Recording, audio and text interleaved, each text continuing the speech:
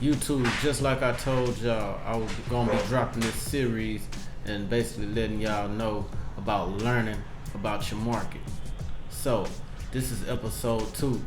This episode right here, we basically gonna be discussing main streets. Main streets. Yes, gotta discuss main streets, because if you don't know about main streets, then you will encounter a few issues when dealing with main streets. So about a couple months ago, I had a property under contract, and this property was basically it was in a very good area. The comps was crazy good, to where that I thought I was gonna just hit it big with my spread that I had calculated, after doing the ARV and and coming across that, hey, it wasn't gonna be that many repairs that was gonna be needed and stuff like that. I thought that all my numbers was gonna work, but what came about was a major problem. Not only was this property on the main street, it was 2 houses down from another main street. So it was like on 2 main streets. On top of that, the house that was next door had a bus stop right in front of it, right by the property that I had under contract. Man, every time the bus stopped, the bus would stop at the bus stop, but the back end of the bus stop would almost be blocking the driveway. Crazy. So I want to let y'all know the story about how I just had to deal with this for a while. And no, I did not get a chance to close on the deal. Yes, I built crazy rapport with the seller. Me and him actually still keep in contact, even though I wasn't able to perform and sell the house. But it ended up, being a blessing at the same time, because as the contract was winding down, he ended up, figuring out that he really didn't have to sell. It was a situation where he was working out of town, and his job was kind of pressuring him about paying for his traveling expenses. So they was kind of putting pressure on him to take away his raise or move closer to where they was. So just so happened I came in contact with him at the right time when he was ready to sell the property. But he didn't end up needing to sell the property, and it still worked out. And I'm happy for him, even though I wasn't able to purchase the property. But main streets is the topic. Man, this house had so many buyers coming by,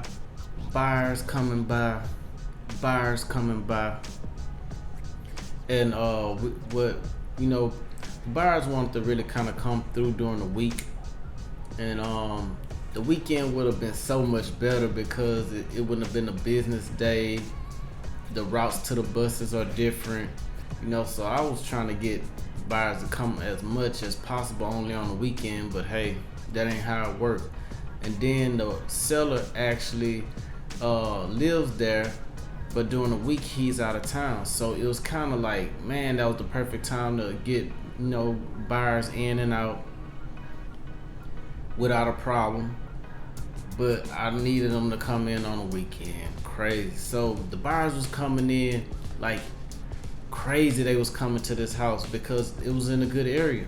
But once they found out it was on the main street, they still wanted to come check it out and do their due diligence. So when they would get to the property, they would figure out like, man, it's on the main street. And I would actually sit in the driveway and watch them kind of scope the area before they pulled up to the property. That's another thing. If you doing an open house or you showing a property, you want to make it early so you can see them scouting out the area, because that's what buyers gonna do. They're gonna scout out the area, and they're gonna check. They doing their due diligence, so they're gonna check other properties and stuff like that. They may be checking comps in the area. You never know, but I do know that you will see them pass the property up if you sitting in the driveway in your car or your truck, vehicle, period. So, man, the buyers was coming in left and right. This was actually a deal that I wanted to close with a buddy, Byron the investor. He's out here in Houston, so I had actually linked up with him. If you don't know what linked up with him that mean I was trying to collabo with him and basically do like a co-wholesaling type of deal, because he had provided some value to me, and I felt like I needed to, provide that value back. He's a good brother. So, man, we was trying to get this property sold. So he had buyers coming in, I had buyers coming in. Man, the long story short, they was tripping on that bus stop.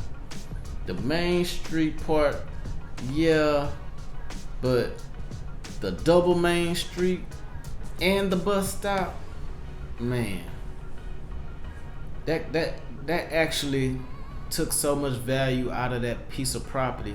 It was pitiful.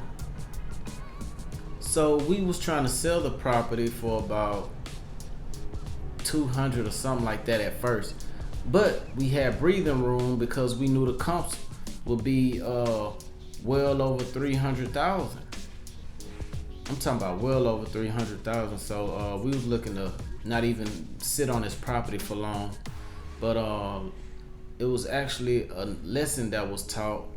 And even though we wasn't able to, break bread and split a check, that was gonna be my way to provide value to my partner at the time, Byron, the investor. But I end up adding value to him by, us both learning about these double main streets and having a bus stop in front of it. So we were both running comps in the general area. If you have a property on the main street, I want y'all to understand you have to pull comps only from the main street, only from that main street. Do not run comps for houses that's on a couple streets over or on the back end of the street or anything like that. It got to be, it literally gotta be on that main street, or your comps don't count. They just won't count. And we had to figure that out. And not, like I said, not only was it on a main street, it was 2 doors down from another main street. So man, it was a struggle. And we got a lot of looks, and the property had a lot of potential. But once they see how difficult it would be just for you to get out your driveway, that was a major problem. The bus stop situation, okay, but with it being a double main street, and it was so much traffic on the street, and then there was so much traffic actually just sitting in front of the house waiting for the light to change. Man, it was like rough. It was real rough. Actually trying to, get the buyers to understand the vision, because the property is still valuable, very, very valuable, but not on that street. So all the investors were basically telling us, man, we should have got that almost half of what we had it for, and the mark, like, hey, if you don't know one thing, this is something that I learned, and I think y'all out there need to learn also, is that the market talks. So once you start actually telling the marketplace that, hey, I got this property, it's for sale, they gonna talk. And they're gonna basically let you know, if it's really a good piece of property for that price, or if you out your mind. And it was getting to the point where it was looking like we was out our mind, like we was asking for way too much. This probably would have been a perfect property to subject to, and maybe get somebody in it to rent it. I wasn't thinking like that because I wasn't focused on other ways of creative investing.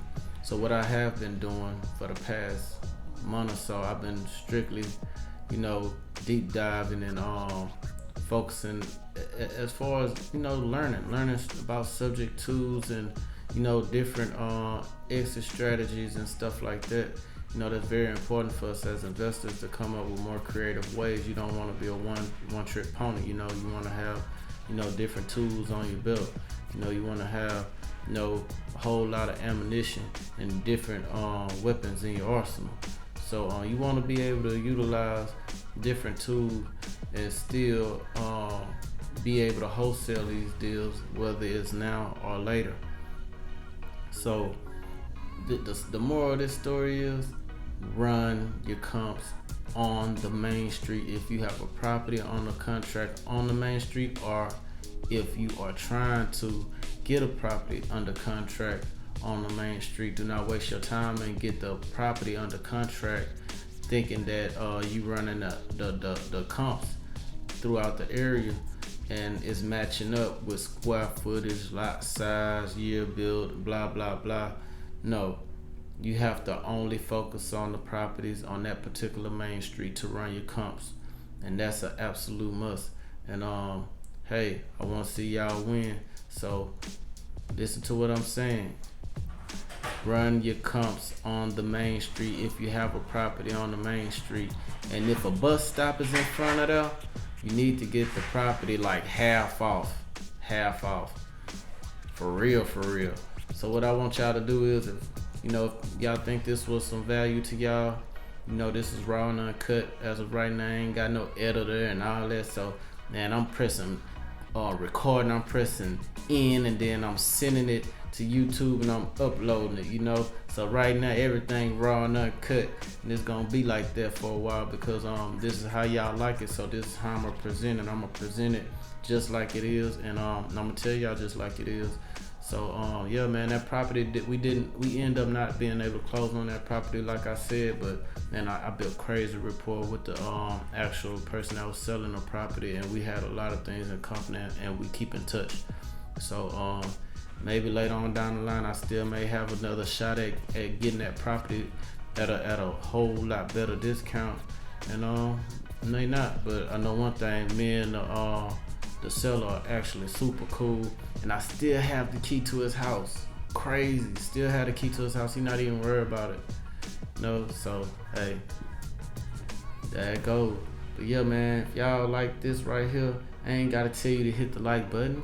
If you like it, you know what to do. But what I do want you to do is hit that subscribe button, and that way when I do drop new content, which I'm gonna be making sure I'm dropping that on the regular, man, it's gonna hit you in the notifications if you hit that notification bell. So hit the subscribe, hit the notification bell, and drop some comments. Let me know what y'all want me to talk about, and what type of scenarios y'all want to hear about. Because man, as these days go on, and I'm taking massive action, going on appointments almost every day, getting these deals and stuff like that under contract and trying to move them towards closing. Hey man, I'm coming across all type of scenarios. So yeah, man, this is episode 2, and this is what it is right now. Learning about your area. Episode 2 is out. It's done. It's a wrap. Cut.